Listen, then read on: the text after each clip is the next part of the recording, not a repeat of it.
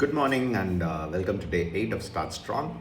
Yesterday we talked about how students enter your classroom. Today we are going to talk about how they participate once they are inside the classroom.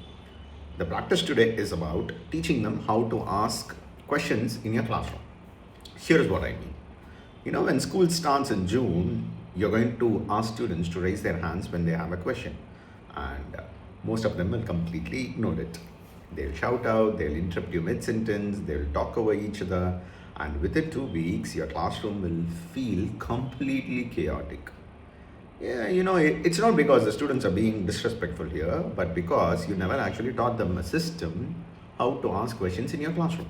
So here's what you need to do. On day 1 or 2, teach students the exact system for how asking questions work in your classroom. It's not a vague rule like raise your hand and I'll answer your question. It's an actual system that you have to teach them. And here is what it looks like. The step one is about telling them raise your hands and don't say teacher, teacher, teacher. Just raise your hand and wait. Step two is I'll call on you by name when I'm ready. It's not I'll get to you eventually, but I'll see your hand and I will call your name. And step three is if I don't call on you immediately, keep your hands up and put it down and raise it again later. This tells students, I see you, but I'm not ignoring you. But I'm managing the flow of the class, and you need to trust that I'll get to you. That's the system. 3 simple, clear steps. And here's the key. You teach the system explicitly on day 1 or day 2, and then you enforce it consistently for 2 weeks. Day 1, you explain the system, you model it, you can even practice it with a few students. Then for the next 2 weeks, you hold that line. If a student shouts out a question, you don't answer it.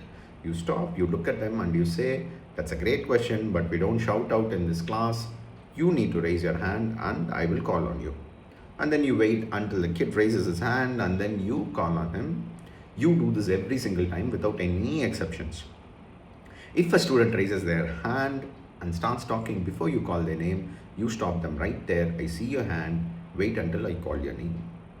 You can do this calmly, firmly, but you have to consistently do it. And here's what happens. By week 2, students know the system. They know that shouting out doesn't work. They know that raising their hand and waiting does. And once that system is in place, your classroom feels completely different. You're not fighting for control. You're not constantly interrupted. Students are engaged, but they're also being very respectful. Now I know some of you might be thinking, Shiva, I have to teach 40 students. If everyone raises their hand, I can't answer every single question. You are right. You can't, and that's okay. The goal is not to answer every single question immediately. The goal is to teach the students that there is a system for asking questions in this class, and I will manage that system fairly. Try this today. Write down your 3-step question system. Practice explaining it out loud. Visualize yourself enforcing it calmly when the student shouts out instead of raising their hands. And I'll see you tomorrow for day 9. Practice it today. This is Shiv.